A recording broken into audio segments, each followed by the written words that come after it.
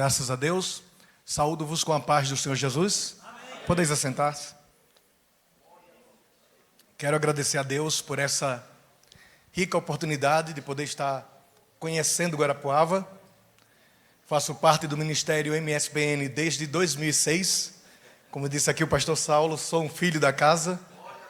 E quando cheguei no MSBN, em 2006, em Portugal, o pastor Josué, uma semana depois de mim, foi enviado pelo pastor Antônio Domingos. E hoje uma grande obra. E eu sou muito grato, eu e a minha família, e a igreja em Portugal também, por essa obra de missões. Então trago um abraço do pastor José Moreira e da igreja MSBN em Portugal para todos vocês. Quero agradecer a Deus pela vida do nosso presidente, pastor Antônio Domingos. Muito obrigado por essa rica oportunidade que temos concedido. Pastor Saulo, companheiro, já estive ministrando com ele, foi em Madrid que nós ministramos em uma conferência. Vocês ministraram em 2000, eu cheguei em 2006, 2007. Você ministrou uma matéria, você e seu pai. Você ministrou angelologia e ele doutrina da salvação. E naquele dia, em 2007, eu disse: Deus, quem dera o Senhor me desse a oportunidade de ministrar a sua palavra. E passaram-se anos. E em uma escola bíblica no Lesíria, a irmã do pastor Antônio Domingos foi tomada em profecia. E ela disse: eu te colocarei no meio deles e você vai ministrar com eles. E eu tive a oportunidade de ministrar a primeira vez em Madrid com o pastor Saulo e também em uma escola bíblica em Portugal com o nosso pastor presidente, pastor Antônio Domingos. É uma honra estar aqui com vocês. Deus nos concedeu também uma grande oportunidade, que foi escrever 4 livros, e nós estamos terminando agora um dicionário teológico, mas esses 2 que eu tenho aqui, um é o arrebatamento, uma abordagem exegética. E aí traz uma pergunta: antes, durante ou depois?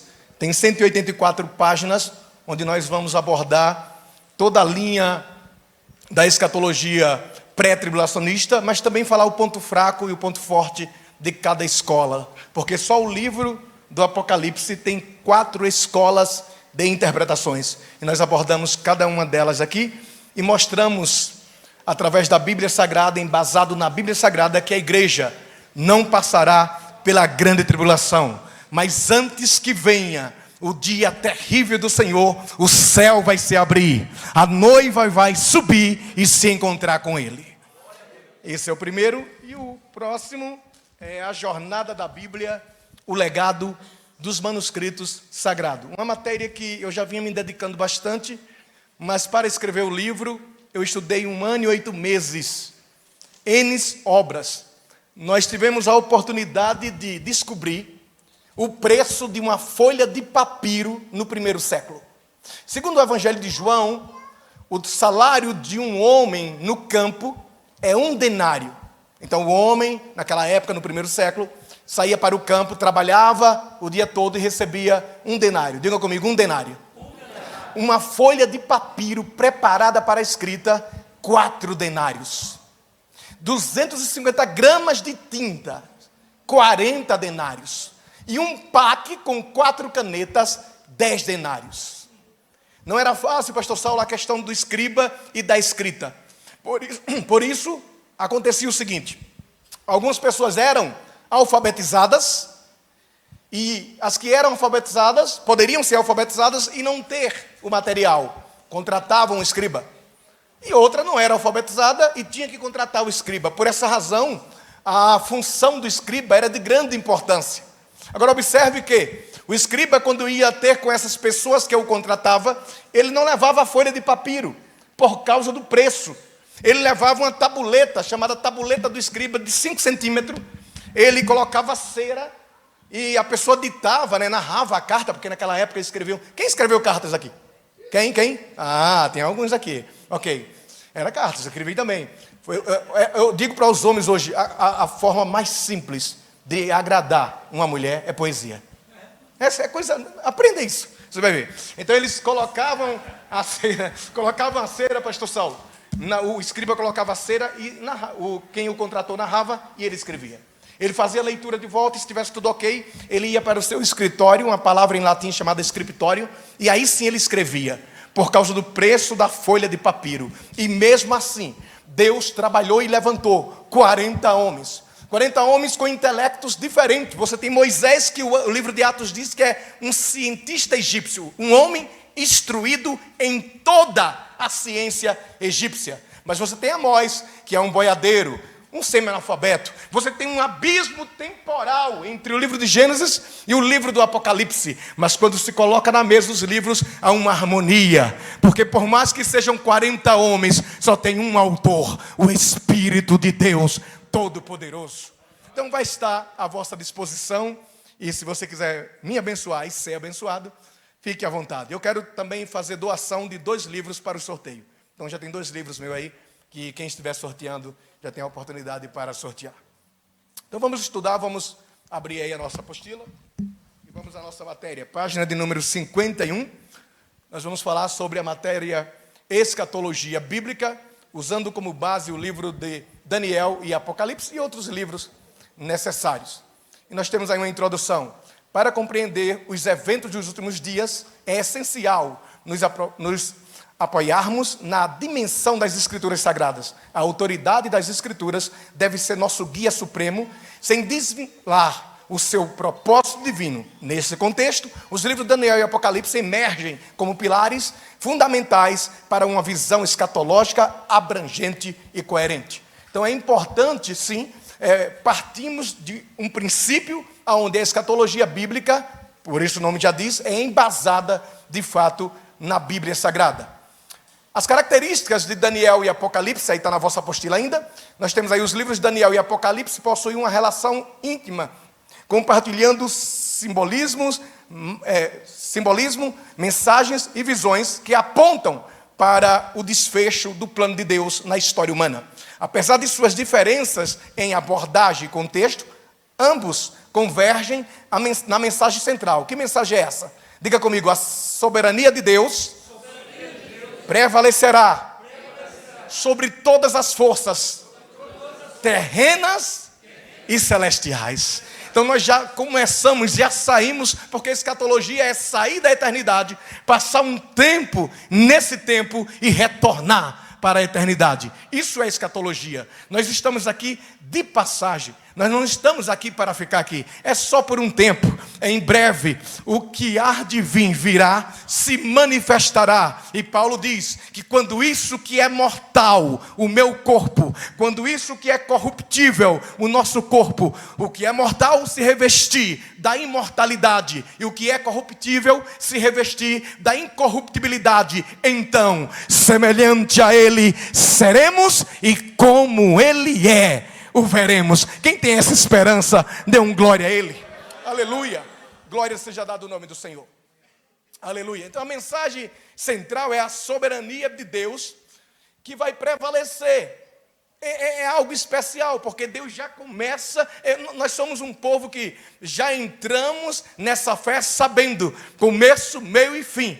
Eu sei, aleluias, que estou com Cristo, sei aonde estou hoje, sei para onde vou, porque a Bíblia nos dá essa segurança, e só o povo crente tem essa esperança.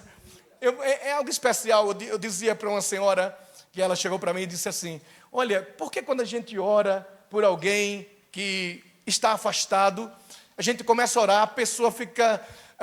vem mais problemas do que o que tinha antes? Ela me perguntou. Ela disse, a pessoa já está afastada, aí você não está orando, ela está com problemas. Mas quando você se dedica a orar, entrar em um propósito de oração por ela, então os problemas aumentaram. Ela estava me dizendo, os problemas aumentam, por quê? E eu disse a ela, quando Deus criou os céus e a terra, a Bíblia diz no livro de Gênesis, os judeus chamam de Haseif Bereshit Aleph, e a Bíblia diz assim, Bereshit bara Elohim, et hashamayim ve'et haaretz. No princípio criou Deus os céus e a terra. Ve'haaretz haitá torro vavorro. E a terra era sem forma e vazia. E havia trevas sobre a face do abismo. Verrua Elohim, marahefet alpinei hamayim. Verrua, e o Espírito de Deus, verrua Elohim, marahefet, é o verbo hahaf. É um verbo que trabalha para mudar a ação. E eu disse para ela, Deus começa o mundo com 4 grandes desafios. Quantos desafios? Então diga comigo, sem forma, vazia, em trevas e em abismo. E eu disse, ela está dessa forma. Deus começou o mundo dessa forma. A terra está sem forma, vazia, em trevas e em abismo. Mas mesmo estando sem forma, vazia, em trevas e em abismo, o Espírito de Deus já estava lá. Agora nós somos imediatistas e nós queremos ver o resultado agora, hoje. E eu disse a ela, a senhora está orando? Ela disse, estou. A senhora acha que está pior? Ela disse, não, piorou. Eu disse, mas a senhora crê? Creio, então descanse. Ela, por quê? Eu digo, porque o Espírito de Deus já está lá. O Espírito de Deus já estava sobre a terra e ela ainda continuava sem forma, vazia, em trevas e em abismo. Porém, o Espírito de Deus pairava, se locomovia. O verbo rahaf aqui é se locomover para mudar. Quando ele chega, ele muda o estado das coisas. E eu disse a ela, não se preocupe, porque em breve, o que está em trevas, uma palavra será liberada. E qual é a palavra? Haja luz. E haverá luz para o que está em trevas. Ele vai dizer, haja luz, e a luz vai vir. Ele vai endireitar os caminhos. Ele vai preparar tudo e você vai ver. Vai ter vitória na tua casa. Levante suas mãos. Acredite nisso. O Espírito de Deus já está lá. Então vai haver mudança na casa. Vai haver mudança no indivíduo. Porque esse é o propósito divino. Deus é todo poderoso. Aleluias. Glória a Jesus. Aí na apostila nós temos então a definição. A definição de escatologia. Então nós temos escatus mais logia. Escatus, último, logia, estudo. Então seria doutrina das últimas coisas ou tratado das últimas coisas. Nós também temos uma característica entre os livros de Daniel e os livros de Apocalipse. E como sabemos disso? Vamos dar um exemplo. Daniel capítulo 7, versículo 9 e 10. Coloca aí, por favor. Daniel capítulo 7, versículo 9 e 10 vai dizer assim: e eu continuei olhando, até que foram postos uns tronos. Diga comigo, uns tronos. Embora Daniel, no seu livro, não diga a quantidade de tronos, ele está falando no plural, mas ele não diz a quantidade. Pelo livro de Apocalipse, no capítulo 4, João diz que ouviu uma voz que dizia, sobe para cá. E ele subiu. E quando ele sobe, ele vê 24 anciãos, 24 tronos. Calma, não só tem 24 tronos, porque tem um ancião sentado sobre o trono que é diferente dos anciãos. É o ancião de dias, 25 tronos. Porém, tem mais um trono que foi colocado para Jesus Cristo, o Filho de Deus. Aquele que tem o direito de abrir o livro, desatar, abrir os selos e assentar-se à destra do Pai. Então nós vemos que há tronos e o livro de Apocalipse revela a quantidade de tronos. E ele diz, um ancião de dias se assentou. A sua veste era branca como a neve, e o cabelo da sua cabeça como a pura lã. O seu trono era de chamas de fogo, e as suas rodas de fogo ardente. É importante essa descrição que ele está fazendo aqui de Cristo, porque Cristo aparece dessa forma pelo menos 3 vezes. Uma no livro do Apocalipse, uma no livro de Daniel, capítulo 10, para o próprio Daniel. Ele aparece dessa forma, com cabelos brancos como a pura lã, olhos como chama de fogo. Ele aparece com pés como latão reluzente. Ele aparece também em Mateus 17, para Pedro, Tiago e João. Em Mateus 16, 28, Jesus faz uma promessa, dizendo, alguns dos que aqui estão não verão a morte, sem que antes me vejam como eu sou no meu reino. Passado alguns dias, a Bíblia diz que tomou consigo Pedro, Tiago e João e os levou em particular a um alto monte. É a segunda vez que Jesus se manifesta na forma que ele é. Olhos como chama de fogo, cabelos brancos como a pura lã. Ele tem um cinto no peito de ouro puro. Ele tem uma veste talá e comprida até os pés. E a terceira vez é para João no livro do Apocalipse também. Quando João viu, disse, não suportando cair, mas ele veio, colocou a sua mão direita sobre o meu ombro e disse: não temas, eu sou o primeiro e o último. Ele estava dizendo: João, você já me viu, rapaz. O que você está vendo agora é o mesmo que você viu lá em Mateus 17. Eu sou o primeiro e o último, o princípio e o fim, o que é, que era e há de vir. E ele vem porque a promessa dele é real. Aleluias, glória a Jesus. O versículo 10 ainda do livro do profeta Daniel aqui, Daniel 7, 10. Um rio de fogo manava e saía diante dele. Milhares de milhares o serviam e milhões de milhões assistiam diante dele. Assentou-se o juízo e abriram-se os livros. Diga comigo: abriram-se os livros.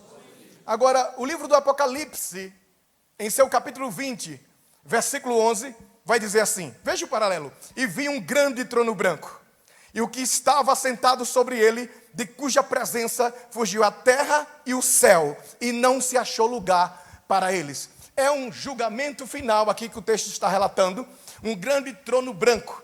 Onde é o local? A Bíblia diz que num espaço, porque cuja presença fugiu a terra e o céu, nós entendemos que esse julgamento será no espaço. Agora veja, vi os mortos, grandes e pequenos. Grandes e pequenos aqui não é crianças, mas é posição social. Tem a ver com posição social. Vou fazer uma comparação rápida. Seria um engenheiro e um ajudante. É uma posição social. Grandes e pequenos que estavam diante de Deus e abriram seus livros. Diga: os livros.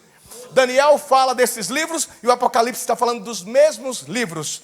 Abriu-se outro livro que é o da vida e os mortos foram julgados pelas coisas que estavam escritas nos livros segundo as suas obras. Então há um paralelo entre o livro de Daniel e o livro de Apocalipse. Ainda no livro de Apocalipse, no seu capítulo de número 5 e o versículo de número 11, em paralelo ele vai dizer assim: e olhei e ouvi a voz de muitos anjos ao redor do trono, e dos animais, e dos anciãos, e era o número deles milhões de milhões, e milhares de milhares. Por isso Daniel viu em uma visão profética, 700 anos antes do nascimento de Cristo, ele já conseguiu ver esse trono. Daniel tem essa obra de Deus na vida dele, de conseguir ver além o que está no futuro, porque Deus revela o futuro para os seus profetas. Então nós temos agora sim, pode mudar o slide, escatolou escatos, só para aparecer aí para vocês, escatos, último, e logia estudos, acho que vai aparecer aí, tratado das últimas coisas já tinha definido. Diga comigo: duas escatologias. Vamos lá de novo? Duas escatologias. Diga: escatologia bíblica e escatologia extra-bíblica. Pode mudar o slide para o que tem a mulher vestida do sol, por gentileza. A escatologia bíblica é a escatologia embasada na Bíblia Sagrada. E nós temos um texto muito interessante para poder abordar aqui, que é Apocalipse capítulo 12, que vai descrever uma mulher vestida de sol, que tem a lua debaixo dos pés, tem uma coroa de 12 estrelas sobre a cabeça. E há uma discussão teológica, escatológica, da interpretação desse texto. Uns vão interpretar que é Maria, a mulher, outros que é a igreja, e outros ainda que é Israel. Mas a escatologia bíblica ela tem que ser embasada na Bíblia Sagrada. E é interessante entendermos esse texto. Mas antes de analisar ele, vamos fazer uma pergunta. E a pergunta é: como saber se um texto é simbólico ou literal? Vamos lá? Pergunte: como saber se um texto é simbólico ou literal? Um texto é simbólico quando ele foge do sentido usual e comum. Exemplo: Jesus diz: eu sou a porta. Jesus é porta? Então o texto é simbólico. Embora ele está usando uma linguagem de figura para trazer uma verdade central, o texto é simbólico. E aqui, as características desse texto do capítulo 12, do livro do Apocalipse, é de fato um texto simbólico. Alguém aqui já viu uma mulher com a lua debaixo dos pés? Não viu? Vestida de sol? Logo, o texto é simbólico. Cabe a segunda pergunta: como interpretar um texto simbólico? E a resposta é uma: não se interpreta. Textos simbólicos nós não devemos interpretar. Por quê? Porque senão teremos várias interpretações. Eu terei uma, os pastores terão outras e assim sucessivamente. Um texto simbólico ele, a Bíblia, vai explicar ele ao longo da história. Vamos pegar os elementos. Diga comigo, uma mulher vestida de sol, diga estrelas e lua. Quando é que nós temos na Bíblia Sagrada um relato, uma narrativa bíblica que fala de estrelas, sol e lua? O sonho de José. E quando nós chegamos no sonho de José, lá nós podemos interpretar. Quem é o sol? O pai. Quem é a lua? A mãe. Quem é as estrelas? Os irmãos. Então, resumindo, a nação de Israel. A representatividade ali é de fato a nação de Israel. Voltando para o Apocalipse, capítulo de número 12. Coloque, por favor, o versículo de número 5. Apocalipse, capítulo 12 e o verso 5, por gentileza. E deu à luz um filho, um varão, que há de reger todas as nações com vara de ferro. E o seu filho foi arrebatado para Deus e para o seu trono. Quem defende que a mulher Maria pega esse versículo, a parte A, e dizendo, e deu à luz um filho e um varão. É claro que ninguém aqui está discutindo, nem colocando em xeque, que Maria é a mãe de Cristo. De fato, ela deu à luz a Cristo. Agora, se eu analisar o texto todo, nós temos um hiato no texto. Porque diz assim, que há de reger todas as nações com vara de ferro. Eu pergunto, isso já aconteceu? Não, porque por mais que nós saibamos que Cristo é rei, todo-poderoso, ele não reinou na sua vinda. Pelo contrário, foi humilhado, foi crucificado e sepultado. Agora, há uma promessa, e o hiato está aqui, ó.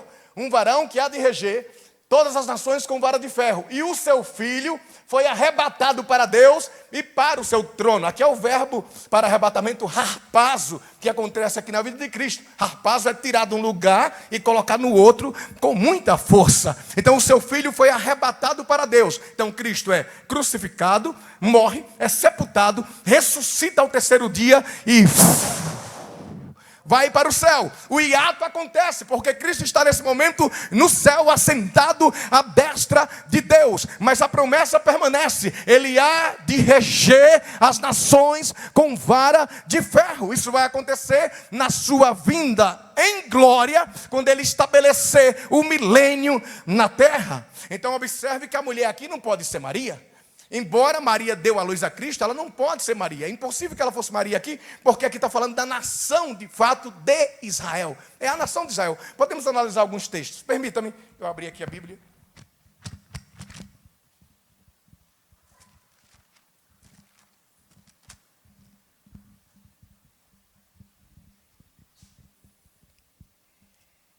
Nós temos Apocalipse capítulo 12 e o versículo de número 14. Porque nós temos a mulher indo para o deserto duas vezes. Primeiro, Apocalipse capítulo 12, versículo 6, por gentileza. Apocalipse capítulo 12, versículo 6. Vai dizer assim, e a mulher fugiu para o deserto, onde já tinha lugar preparado por Deus, para que ali fosse alimentada durante 1260 dias, que é 3 anos e meio, que corresponde ao período da grande tribulação, que nós vamos falar provavelmente amanhã. Então veja que Deus já tinha preparado o lugar para essa mulher. Eu já explico melhor quem é ela. Quem é a mulher aí representada? Quem está representando a mulher? Apocalipse capítulo 12, versículo 14, por gentileza. Apocalipse capítulo 12, verso 14. E foram dadas à mulher 2 asas de grande águia, para que voasse para o deserto, ao seu lugar, onde é sustentada por um tempo e tempos e metade de um tempo. A linguagem é a mesma, é uma linguagem escatológica para 3 anos e meio. Então 2 vezes essa mulher é levada para o deserto e fica no deserto por 3 anos e meio. Abra a Bíblia em Apocalipse capítulo de número 7, por gentileza. Apocalipse capítulo de número 7. Vamos ler a partir do versículo 3.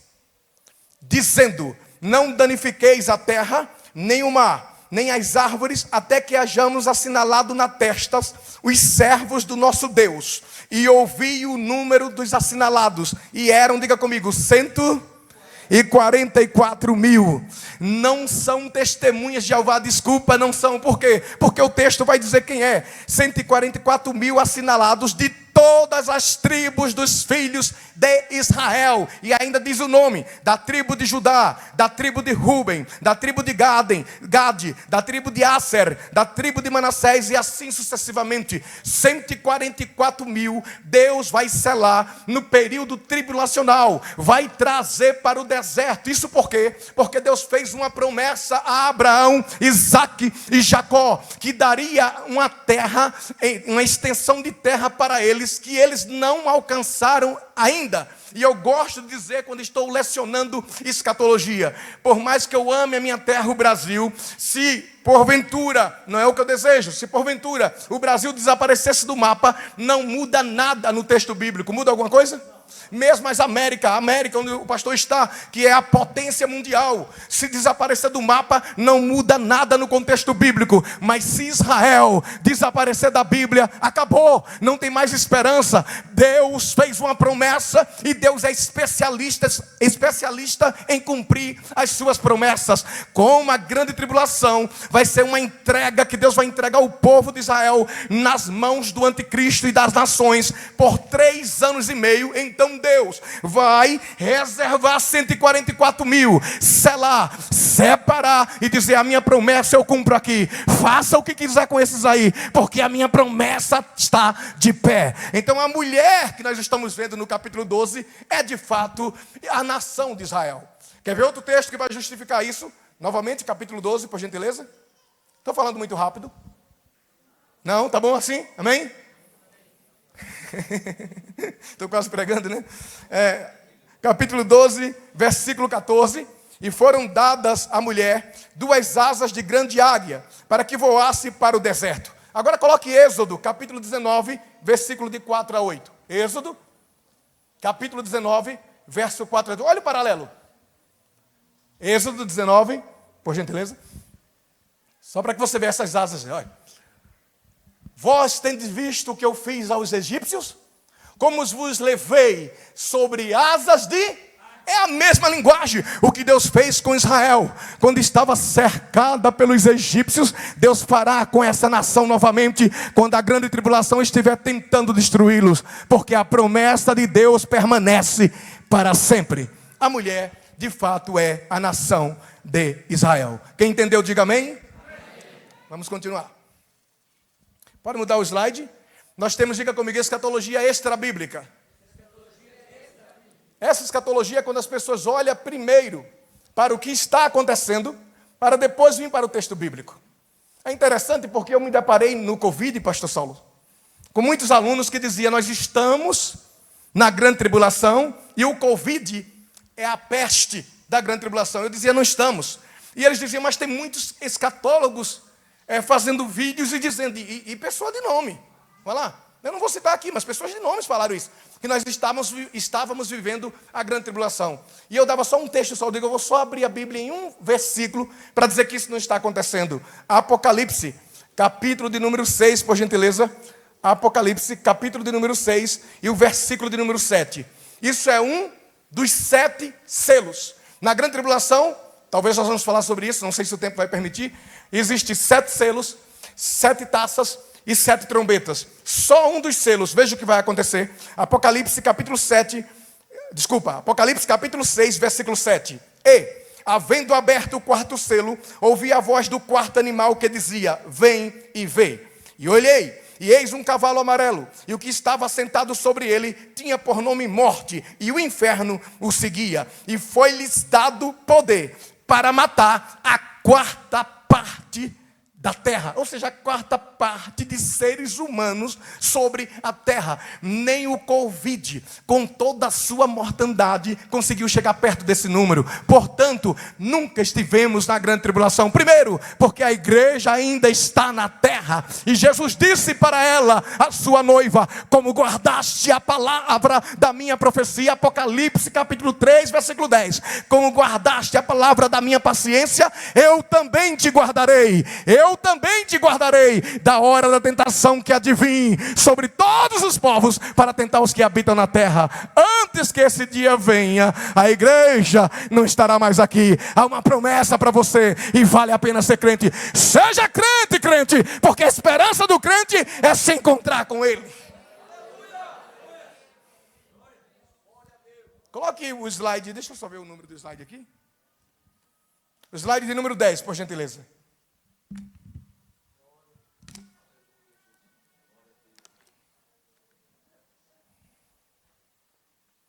Escatologia extrabíblica. Temos que ter o cuidado para não olhar primeiro para os fatos ou para o que está acontecendo e depois trazer para a Bíblia Sagrada.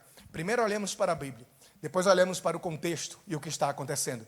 Por exemplo, existe uma conspiração, ou eu diria uma conspiração ou uma teoria de que o Papa João Paulo II vai ser o anticristo.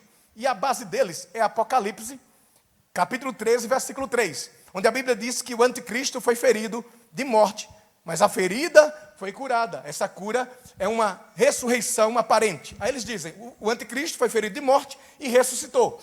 Aí tem todo um mecanismo, dizendo como ele foi enterrado, o que fizeram, porque ele vai ressuscitar. Eu disse, não tem lógica, isso não resiste a uma hermenêutica bíblica. Primeiro, o anticristo não aparece morto para ressuscitar. O anticristo entra vivo, é um homem que receberá o poder maligno, não sabemos quem é. Quem já tentou adivinhar errou, que se tentar de novo vai errar de novo.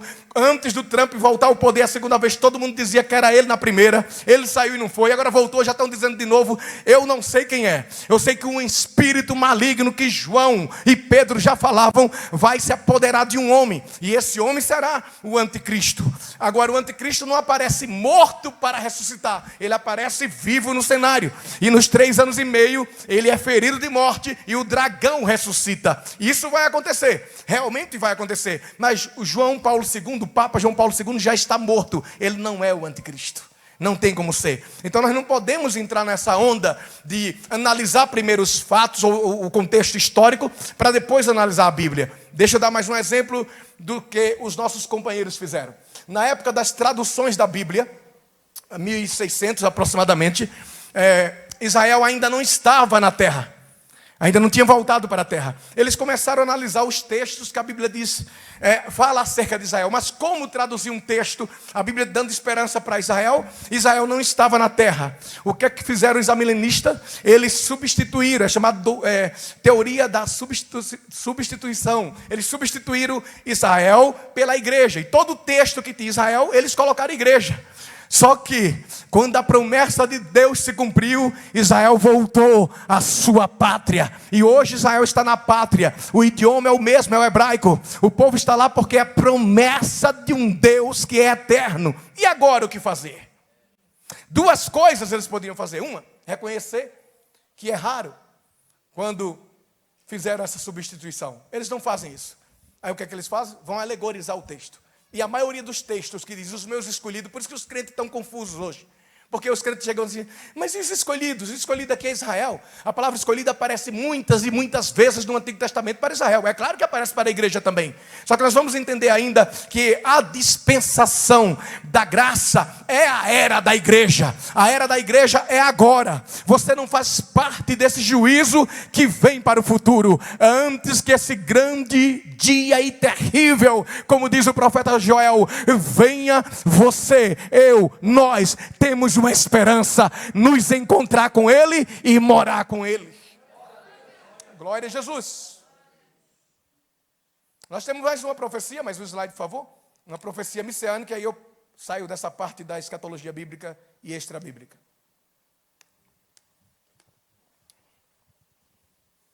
Temos uma profecia messiânica, Isaías capítulo 7, versículo 14. Eu vou ler na versão ARC, Almeida Revista Corrigida. Portanto, o mesmo Senhor vos dará um sinal. Eis que uma virgem conceberá e dará à luz um filho, e será o seu nome Emanuel. Todos nós sabemos esse texto, todos nós lemos esse texto. E é claro que Mateus, no capítulo, Mateus, no seu evangelho, capítulo 1, versículo 22 e 23, vai dizer: tudo isso aconteceu para que se cumprisse o que foi dito pelo profeta Jeremias. Pelo profeta Isaías. Quem está entendendo, diga amém.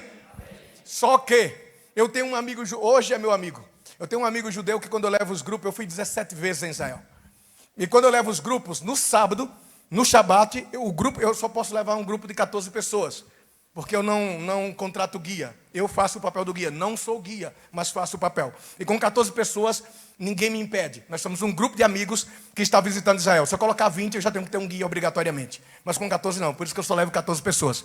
E essas 14 pessoas, todas as vezes que eu vou, o sábado está reservado na casa dele. Nós vamos no sábado, ele faz a ceia, o Shabat, e nós participamos do pão. E todo mundo pergunta, o vinho, a pergunta é o vinho da Páscoa. A pergunta é uma só, todas as vezes. O vinho da Páscoa, perguntando para o judeu, ele diz, não tem como ser com álcool, porque não havia fermento.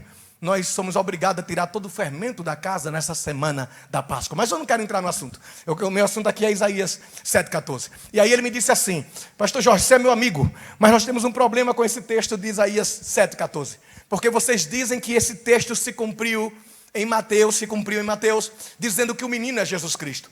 Porém, vocês não interpretam direito. E eu tive a sorte de quando me deparei com essa pergunta, eu já tinha lido um livro do Dr. Thomas Ice, que traz isso bem esclarecido. E eu tive essa sorte de já ter lido esse livro. E eu disse, mas qual é o problema? E ele disse, é só ler o versículo 15. Coloca aí, por favor. Isaías capítulo 7, versículo 15. Isaías capítulo 7, verso 15. Manteiga e mel comerá, até que ele saiba rejeitar o mal e escolher o bem. Coloque o 16. Na verdade, antes que este menino saiba rejeitar o mal e escolher o bem, a terra de que te enfadas será desamparada. Qual é o contexto aqui? A Bíblia diz que dois reis, Rezim, rei da Síria, e Peca, rei de Israel, se reuniram para destruir o rei Acais. O rei Acais é um rei perverso. Ele é rei de Judá, mas ele não obedece a palavra de Deus, nem os caminhos do Senhor. Olha o que acontece. Ele ficou sabendo que essas duas nações cercaram ele. Ele entra em desespero. E Deus diz para Isaías, Isaías, vai até onde está o rei Acais e diz para ele, que ele não se preocupe com esses dois pedaços de tições. Não se preocupe, porque eles não, olha como eles significam para Deus. Dois pedaços de madeira queimada. Não se preocupe com essas duas nações, porque eu cuidarei de você. Agora, pede-me um sinal em cima no céu, Deus dizendo pela boca do profeta, ou embaixo na terra. Como o rei Acais é um rei mau, e ele sabia que, se ele pedisse o sinal, Deus daria. Ele ironicamente diz o seguinte, eu não vou tentar o Senhor. Como ele diz isso, o profeta Isaías deixa ele, o profeta está de frente para ele, vira para o povo e diz, eu mesmo vos darei um sinal.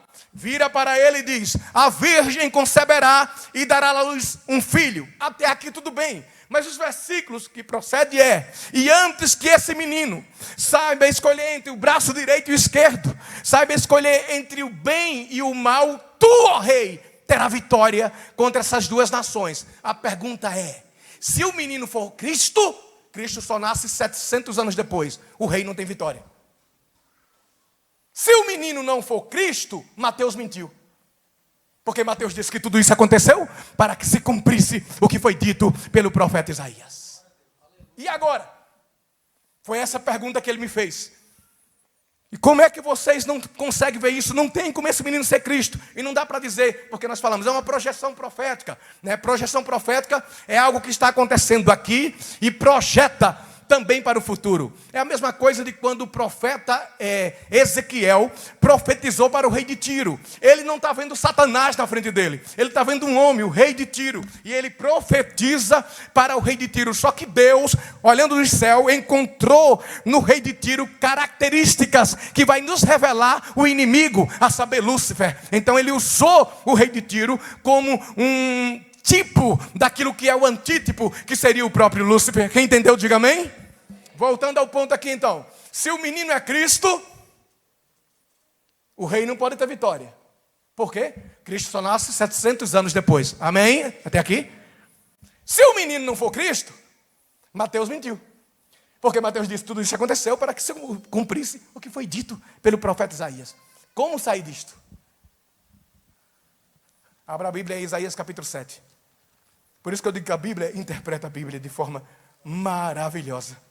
Coloque aqui, Isaías capítulo 7, versículo 3, por gentileza. Isaías capítulo 7, versos 3.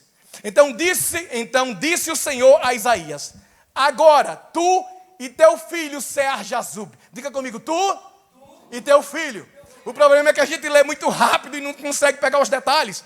Isaías não foi sozinho. É uma das vezes, eu não sei, não posso afirmar, que essa é a única vez que um profeta vai profetizar e leva o seu filho. Eu não sei dizer se foi só essa vez, mas essa eu penso que sim. Mas se não for, essa é uma delas. Ele pega o menino e vai, diga comigo, Isaías e seu filho. Tu e seu filho Sear-Jazub, sai ao encontro de Acais. Agora, quando o profeta Isaías diz para o rei Acais: eis que a virgem conceberá e dará à luz um filho. Esse filho, de fato, projeção profeta para Cristo, sem dúvida. Porém, antes que este menino, não é Cristo, é o menino do profeta Isaías. Antes que este menino saiba discernir entre o bem e o mal, tu, ó rei, terá vitória. Quem entendeu, diga glória a Deus. Escatologia bíblica, escatologia extra bíblica. A Bíblia, ela sempre interpreta ela mesma e é maravilhoso. Penso que já aprendemos alguma coisinha aqui também, né? Na sequência nós temos livros, no ponto 1 e 4 aí, que embasam a escatologia, ou que trazem esse teor escatológico. Temos Isaías 63, ele vai dizer: quem é este? É uma pergunta que vem de Borras e de Bazã. E por que está vermelha as suas vestimentas como aquele que pisa o lagar? E aí ele responde: sou eu, Jesus, eu que marcho com justiça, eu sozinho pisei o lagar. A cruz é a videira sendo espremida, eu sozinho pisei o lagar, e nenhum dos povos da terra esteve comigo. Por isso que quando aquela mãe chegou e perguntou para Cristo: oh Jesus, coloca um filho meu à tua direita e o outro à tua esquerda, ele disse: se eles puderem passar pelo que eu vou passar, se eles puderem beber o cálice que eu vou beber, é esse o lagar. Jesus subiu e venceu para nos dar esse direito de poder adorar, bendizer, exaltar, enaltecer o seu grande nome.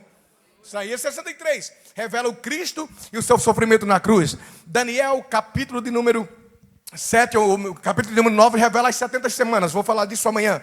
Ezequiel revela o seu poderio assentado sobre um grande trono. É o mesmo trono que nós vimos no Apocalipse também. Joel fala do grande dia e temível dia do Senhor. Zacarias revela a sua vinda. E atenção que aqui não é vinda para o arrebatamento. Existe de fato algo que nós devemos entender. Não existe um texto escatológico no Antigo Testamento que os profetas profetizaram que foi arrebatamento. Os profetas nunca profetizaram arrebatamento. Toda profecia escatológica é a segunda vinda. Diga comigo, arrebatamento. Diga segunda vinda. De novo, arrebatamento. Segunda vinda. O arrebatamento, ele tira a igreja vai com ele. A segunda vinda em glória, a igreja que já está com ele, vem, se manifesta com ele. Então aqui, essa revelação do profeta Zacarias é a vinda em glória. E ele diz que Jesus está descendo. E os judeus, por causa da perseguição, vai dizer: que feridas são essas em suas mãos? Quando as nações cercarem a nação de Israel por um período de 3 anos e meio, a priori, eles vão lutar com toda a sua inteligência, como vocês estão vendo lutar aí, com toda a inteligência, com todo o poder militar. Mas quando isso não adiantar, do céu descerá um espírito de súplica que vai entrar neles. Eles vão largar os fuzis, vão se ajoelhar e clamar. E quando eles clamarem, vem a igreja junto com Cristo. A igreja que já está com ele, vem com ele descendo nas nuvens. E de uma forma que Cristo vem descendo, eles perguntam: que feridas são essas em suas mãos? E ele diz: essas feridas foi as feridas que vocês me feriram quando eu estive convosco. Aleluia, glória a Jesus. Salmos fala da sua majestade, o rei da glória. Malaquias descreve a forma humilde que ele se revelaria para Israel, pobre, montado em um jumento. Então esses livros do Antigo Testamento embasam a escatologia. No Novo Testamento nós temos nos sermões proféticos, que também eu penso que falo amanhã, Mateus 24, Marcos 13 e Lucas 21. É um paralelo, você não pode só estudar Mateus 24. Sempre que você lê Mateus 24, leia também Marcos 13, leia também Lucas 21. Porque tem detalhes que um traz que não está no outro. É o que nós chamamos de variantes. São detalhes, variantes uma variante, ela não interfere em doutrinas. Deixa eu dizer algo aqui também que é importante, porque eles estão dizendo, eles chegam no YouTube e dizem assim: você sabia que a sua Bíblia tem 5.500 erros? Eles dizem isso. E é injusto dizer isso, mas dizem. Os céticos. Imagine você olhar para a sua Bíblia e você entender que ela tem 5.500 erros. Estamos perdidos, sim ou não? Agora é verdade. O que é verdade nessa frase? É que existem 5.500 variantes. Isso é verdade. 5.500 variantes. Só que, diga comigo, pergunte assim: o que é uma variante? Não, pergunte forte: o que é uma variante? Variante é textos que variam entre si. Exemplo: você vê um evangelista dizer que Jesus estava saindo de Jericó. O outro vai dizer que ele estava entrando. Quem já foi em Israel, da árvore de Zaqueu, e eu já fui 17 vezes, falo com precisão, da árvore de Zaqueu até as muralhas de Jericó, a pé, 350, caminhando. Já fiz várias vezes, 350 metros. A árvore de Zaqueu, Jericó nova. Muralhas de Jericó, Jericó velha. Isso quer dizer que se Jesus está saindo da nova, está entrando na velha. Está saindo da velha, está entrando na nova. É o ponto de vista do próprio autor. Agora eu pergunto, ele saindo da velha, entrando na nova, ou saindo da nova, entrando na velha, interfere em doutrinas? Não muda nada. Isso é uma variante. Variante não interfere em doutrinas. Temos, de fato, 5.500 variantes. Temos. Porém, quando colocamos isso em uma porcentagem, 5.500 variantes dá 5% de todo o texto bíblico. Isso quer dizer que 95% de tudo que temos na Bíblia, dê um glória para o céu, porque merece. Aleluia, é fiel. E os 5%, 3% é só uma questão de, no hebraico, me é o M e num é o N. Me, no final era para ter um me, tem um num. Ou era para ter um num, tem um me. Eu gosto de brincar, como diz o meu professor de hebraico, Hanoni ou Hanoni. Diga comigo, Hanoni. Diga Hanoni. Aí meu professor diz, Hanoni ou Hanoni não interfere nem para você nem para mim. Pronto, é verdade. Aí o pessoal se preocupa, pastor, com um acento. Se preocupa. Isso não é preocupação.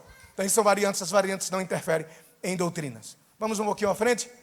E aí nós temos o sonho de Nabucodonosor. Agora eu vou trazer um contexto histórico. Ainda dentro da escatologia, eu vou me deter porque eu vou trabalhar no livro de Daniel. Por isso eu vou falar um pouquinho desse sonho de Nabucodonosor, dos reinos, para poder posicionar Daniel no momento exato para que amanhã nós possamos falar das 70 semanas, onde ele estava e quando de fato as 70 semanas vão começar a se desenvolver. Então nós temos aí o sonho de Nabucodonosor. E antes de falarmos do sonho de Nabucodonosor, da estátua, vamos recordar o período do Reino Unido.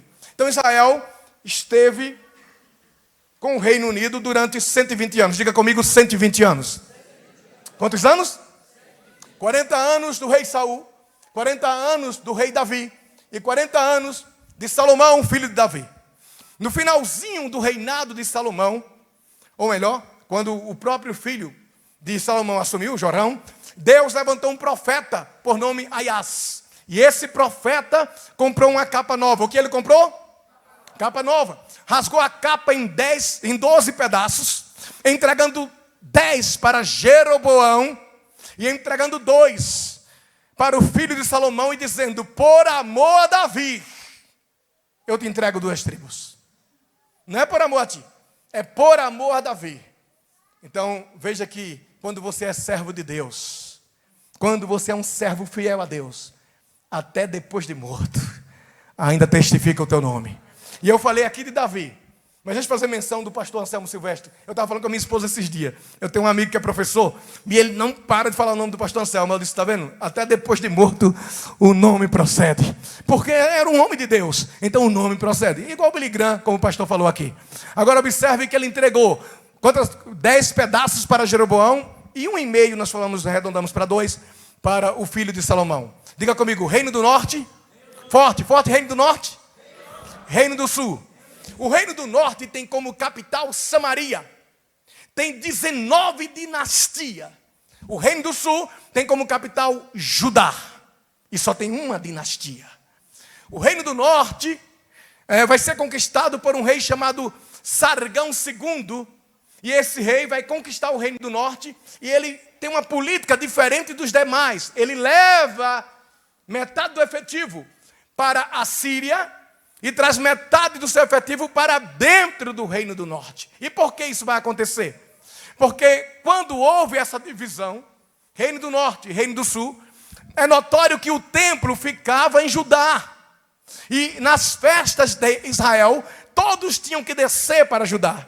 E Jeroboão com ciúme, é triste quem tem ciúme. O ciúme é terrível, porque o ciúme, você não quer só o que o seu irmão tem. Você quer tirar o que ele tem e quer que ele não tenha nada. É terrível o ciúme. Não é de Deus essa coisa. Não é de forma nenhuma. Então ele, com ciúme, levantou 2 altares e profanou o povo e o nome do Senhor. E o Senhor levantava os profetas dizendo que traria justiça. Então o rei Sargão II conquistou o reino do norte. Conquistando, levou metade do efetivo para a Síria e trouxe metade do seu efetivo para o reino do norte. Houve o que nós chamamos de miscigenação. Houve relação sexual entre um judeu e uma siríaca. Ou entre um assírio e uma judia. E aí nasce, diga comigo, samaritano. E o problema do samaritano com o judeu começa aqui.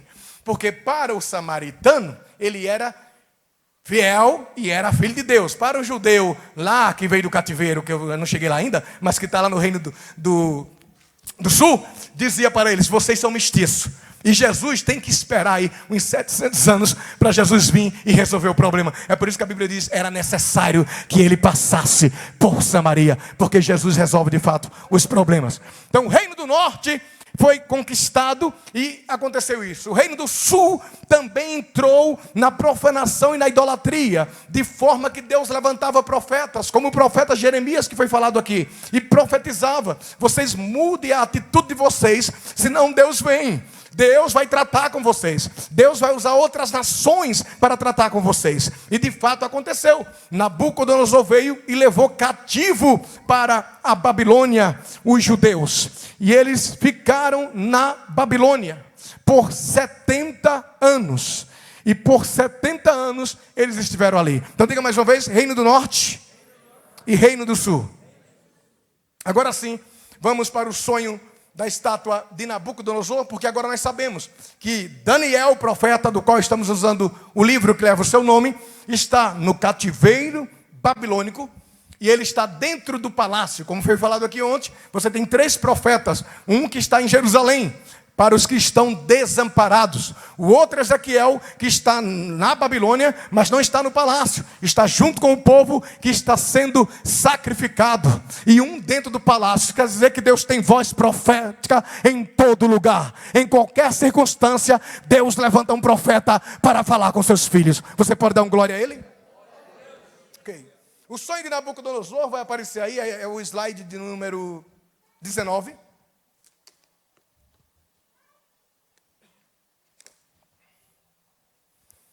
O sonho ele sonha com uma estátua. Diga comigo, cabeça de ouro. Diga forte, cabeça de ouro. Peito e braços de prata. Ventre de bronze. Pernas de ferro. E pés de barro. Esse foi o sonho que perturbou o rei.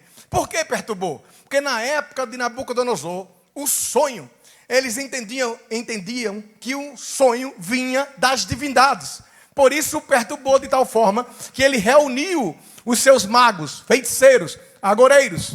E eles não conseguiram de forma nenhuma interpretar, porque na verdade o rei disse, eu não vou contar o sonho. Eu quero que vocês digam para mim o que eu sonhei. E quem poderia revelar tal coisa?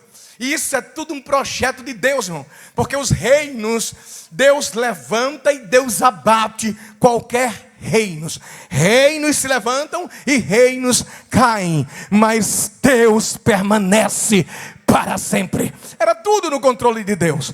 E ele teve esse sonho. Os magos, feiticeiros e agoreiros não conseguiram interpretar. O rei se irou e decretou morte a todos os seus feiticeiros, agoreiros. Quando Daniel ficou sabendo, Daniel pediu um tempo para orar a Deus.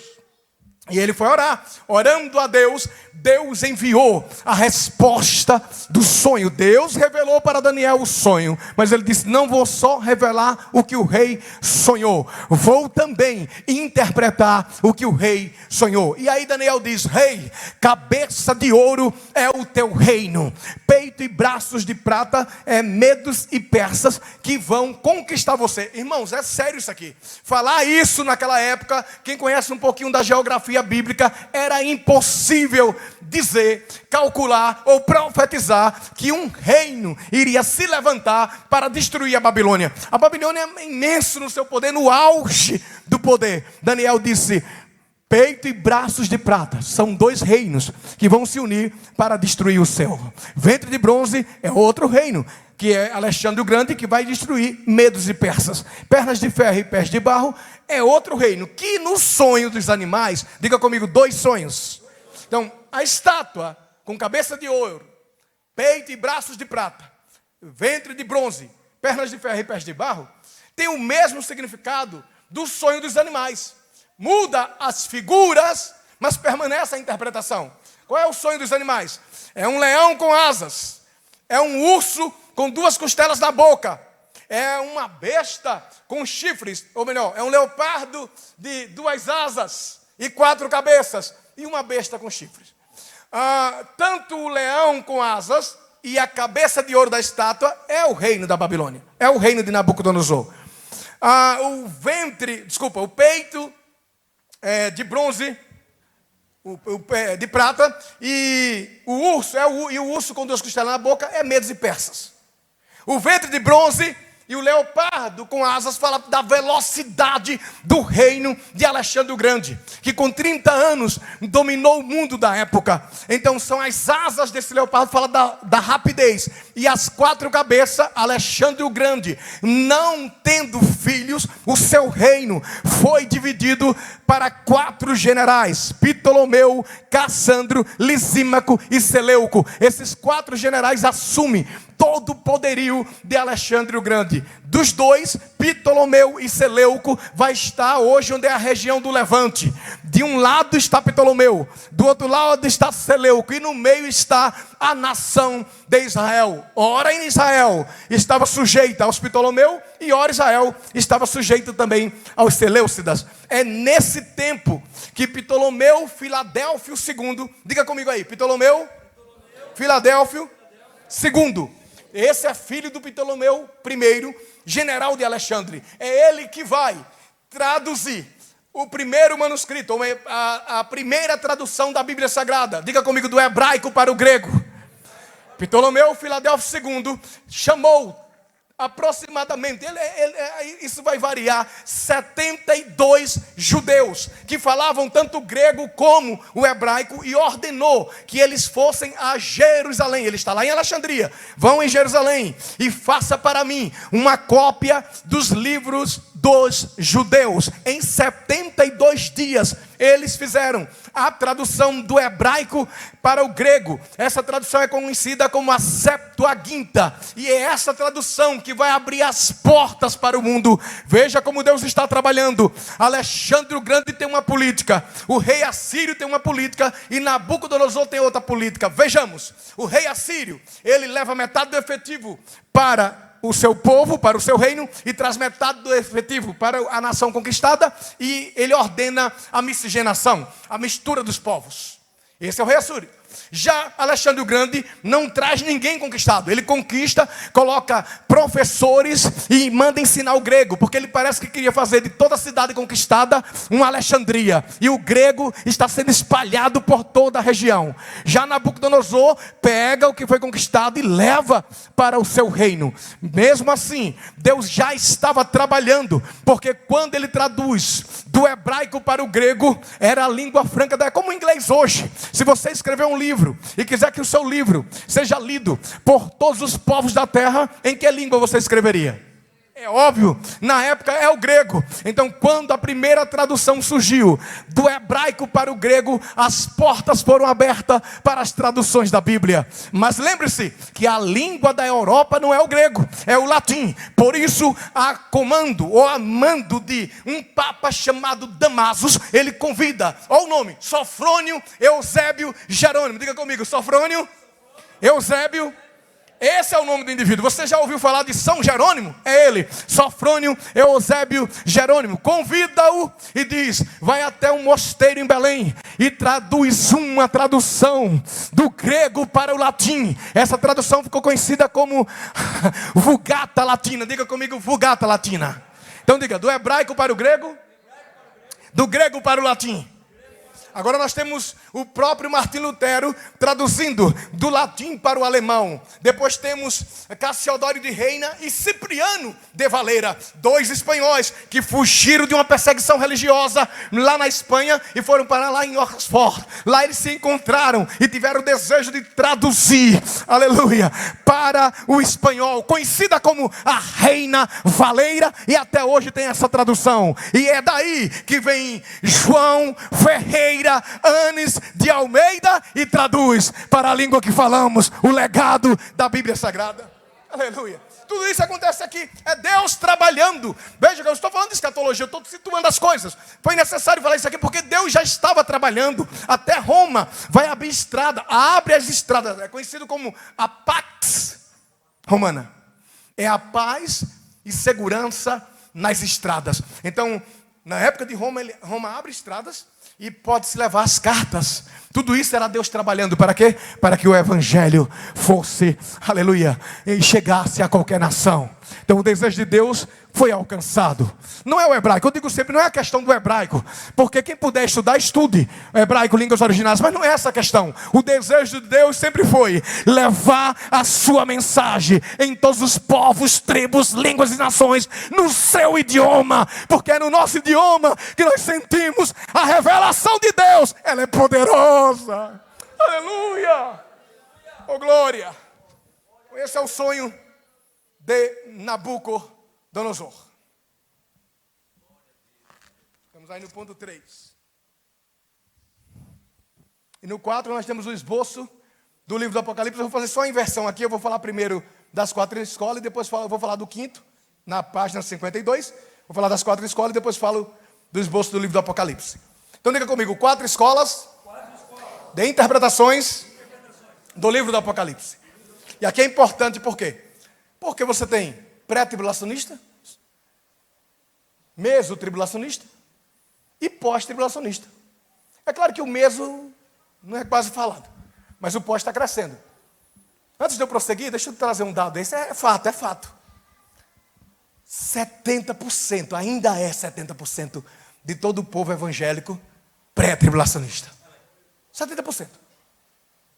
Eu sei que estão crescendo, os pós estão crescendo também, mas 70% ainda é pré-tribulacionista. E por quê? Por causa da interpretação. Então, 4 escolas, só no livro do Apocalipse existem 4 escolas. Diga comigo, preterismo. Preterismo tem a ver com pretérito. Para o preterista, o livro do Apocalipse se cumpriu no passado. Tem a ver com o passado. Para eles, quem adere a essa escola, vai interpretar o livro do Apocalipse todo no passado. Foi no passado que ele aconteceu. Diga preterismo. Diga historicismo. Ou melhor, historicista. O historicista vai interpretar o livro do Apocalipse 70% no passado e 30% se desenvolvendo na história. É outra linha de interpretação. Diga idealista. Esses vão alegorizar totalmente o livro do Apocalipse. Para eles é só alegoria o livro do Apocalipse. Para você ter ideia, eles, no capítulo 11 do Apocalipse, fala de 2 testemunhas. E eles chegam a um ponto, chegam ao ridículo de interpretar as 2 testemunhas como representante da igreja que vai subir na metade da grande tribulação.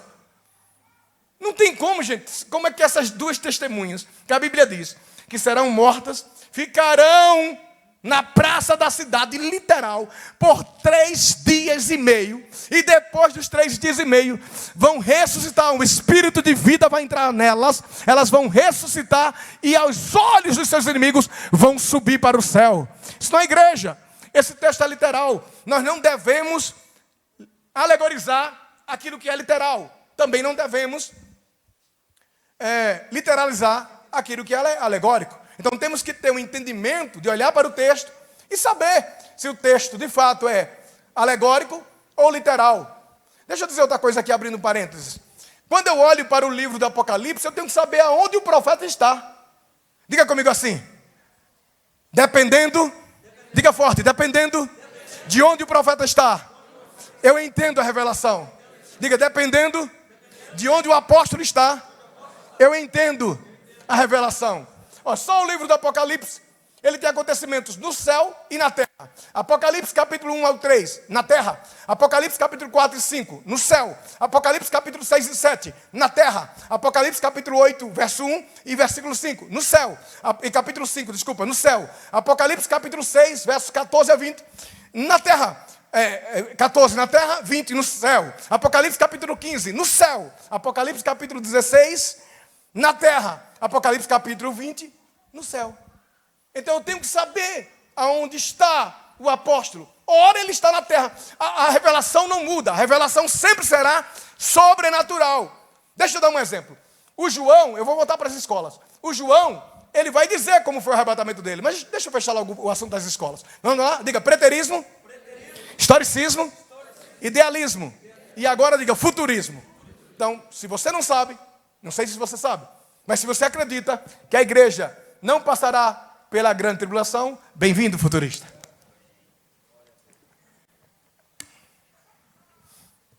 Você é futurista, você é pré-tribulacionista, você é pré-milenista. É muito ista, mas é isso que você é. Agora observe que o futurista, por que futurista? A escola futurista vai olhar para o esboço do livro do Apocalipse e deixar que o próprio livro revele como é o esboço. Por favor, coloque para mim Apocalipse, capítulo 1, versículo 19. Por gentileza. Não é inventando não, é só ler. Apocalipse, capítulo 1, 19. Diga comigo. Olha, escreve as coisas que tem visto, e as coisas que são, e as coisas que depois destas hão de acontecer. Diga comigo, as coisas que viste, as coisas que são, e as que depois destas hão de acontecer. Então tem três coisas aqui, Pastor, o que é as coisas que ele já viu? Resposta, tudo que ele viu, do capítulo 1, versículo 1, até o versículo 18.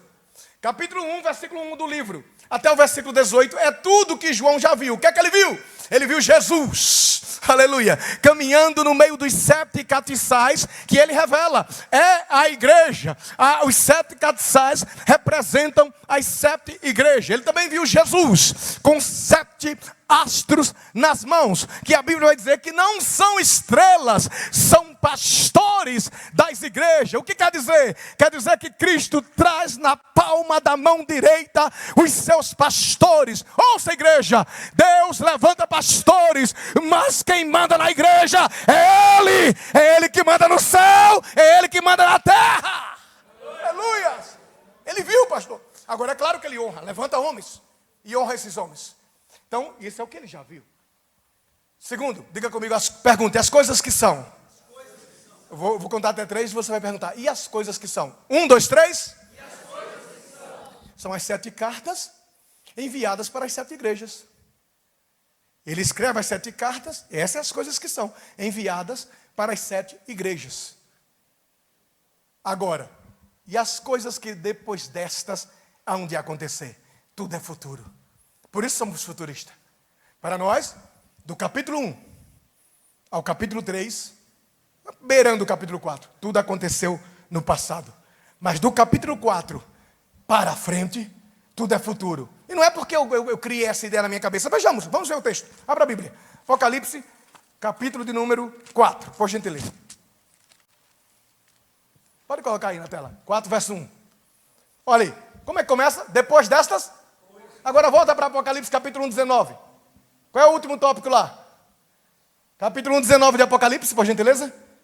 E as coisas que depois destas hão de acontecer. Guarde isso. E as coisas que depois destas hão de acontecer. Futuro.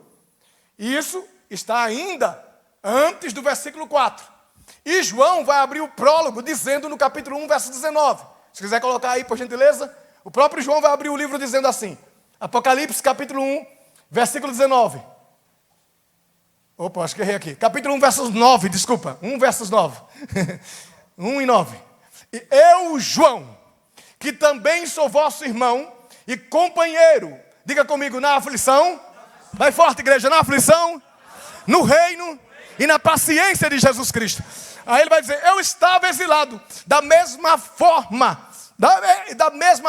que Daniel está exilado no cativeiro babilônico, João está exilado na ilha de Patmos. E ele começa dizendo quem é o autor. Eu, João. Aí ele diz, é João, aquele que colocava o rosto no ombro do mestre para escutar o pulsar do seu coração. Eu, João. Aí ele vai dizer que também sou vosso irmão. Olha aí. Isso traz uma alegria para a minha vida e tua vida. Por quê? Porque se João, que andou com Cristo, colocou a cabeça no ombro de Cristo, passa por aflições, como é que a gente não vai passar também? Só que o que ele quer ensinar aqui é a maneira que você deve se comportar no momento da aflição. Diga comigo, na aflição. Diga, no reino e na paciência de Jesus Cristo. Então ele diz, quando nós estivermos passando por aflições, se ajoelhe e fale com Deus. Porque se Deus te der uma visão do reino, aleluias, você tem paz em Jesus Cristo. Quando o crente ora, é dessa forma que acontece, irmãos. A gente ora, a situação, pastor Saulo, não foi resolvida, mas você levanta a cabeça e marcha. É aquele caso que a irmã diz assim para a outra, como é que essa irmã consegue cantar? Porque eu sei o que ela está passando, eu sei os sofrimentos dela, como é que ela consegue sorrir e cantar? É porque você não sabe o que Deus mostrou para ela. Deus deu a ela uma visão do reino, e quem tem a visão do reino, anda, marcha e tem paz em meio à tribulação. Paz em Jesus Cristo, aleluias. É isso que ele diz, João. Aí ele abre assim, dizendo isso. E por que ele estava exilado? Ele vai dizer o porquê. Estava na ilha chamada Patmos. Olha o motivo. Por causa da palavra de Deus e pelo testemunho de Jesus Cristo. Eu pastoreei a igreja Salvaterra, foi a primeira igreja que eu pastoreei. E tinha umas pessoas lá que gostavam de tomar vinho. E eu disse, não dou oportunidade a essas pessoas, não. Novinho convertido. Não tem como. Aí quando eles iam para fazer festa, churrasco, não me chamavam. Chama não tem como chamar não. Aí chamava quem gostava do negocinho. Chamava lá e não ia não fui não chamava. Aí minha esposa dizia, estão tendo. Eu sei que estão, deixa lá, deixa. E aquilo foi passando. Quando chegou um dia, batendo na minha porta em desespero, um dos grupos. Pastor, manifestou um demônio. E já está mais de 40 minutos. E o senhor tem que ir lá? Vou nada, não vou não. Mas não vou não. Não, vocês estão lá, resolvam o problema. Não, pai, não vou não. Eu não vou. E não bata mais na minha porta não. Não fui não. Foi embora. Não fui não. No domingo veio. Disseram assim, pastor, o homem que manifestou o demônio está aí. Não tem problema, deixa ela aí. Eu estava pregando. Levantou, estribuchou. Eu disse, em nome de Jesus Cristo. Deus, por sua misericórdia, entrou em ação e foi liberto em nome de Jesus. Mas se você é fiel, vão te exilar. Só que você não tem que se preocupar com isso. Você tem que se manter fiel a Deus. Seja fiel. Não se venda. Seja fiel. Eu não estou falando de religiosidade, e o pastor Saulo colocou de forma muito espetacular aqui. Eu estou falando de ser fiel a Deus. De ser fiel à sua palavra. Então ele foi exilado. Por quê? Por causa da palavra de Deus. E não só isso, pelo testemunho de Jesus Cristo. Olha, palavra de Deus e testemunho de Jesus Cristo. Então coloca o capítulo 4, por gentileza, para a gente concluir a escola futurista.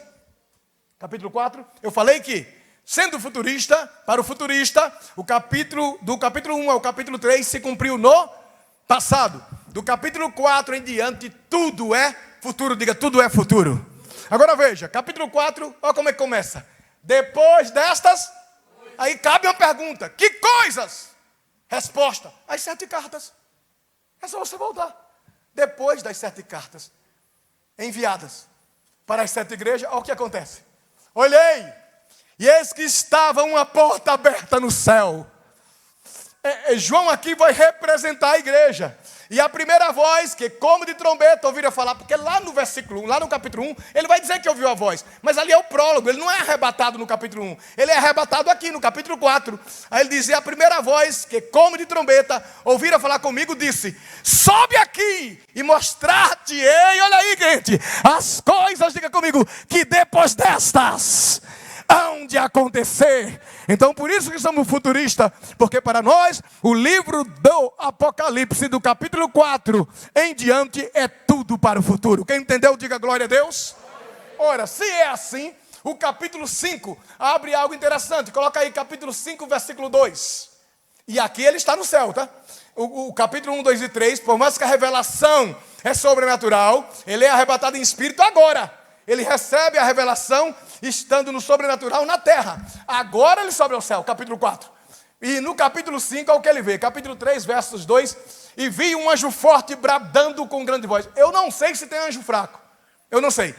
Porque só um anjo matou 185 mil homens. Mas vamos honrar o texto, né? E vi um anjo forte bradando com grande voz. Uma pergunta retórica. Quem é digno de abrir o livro e desatar seus selos? Há um silêncio e o próprio anjo responde. Ninguém, nem no céu, nem na terra, nem embaixo da terra, for achado digno de olhar o livro, de abrir o livro ou olhar para ele. E se você ver o versículo 4, João chora. Cabe uma pergunta. Por que João está chorando? Porque existem 2 expectativas. Diga comigo assim, a expectativa do anjo. Eu vou contar até 3, você diz forte para não dormir. 1, 2, 3. A expectativa do anjo é do céu para a terra. Olha o que diz o anjo. Nem no céu, nem na terra, nem embaixo da terra. A expectativa de João é diferente. É da terra para o céu. Por quê? Porque João pensa assim, ó. Debaixo da terra não está. Porque eu o vi. Andei com ele. Comi peixes e pães com ele. Depois que ressuscitou. Debaixo da terra não está.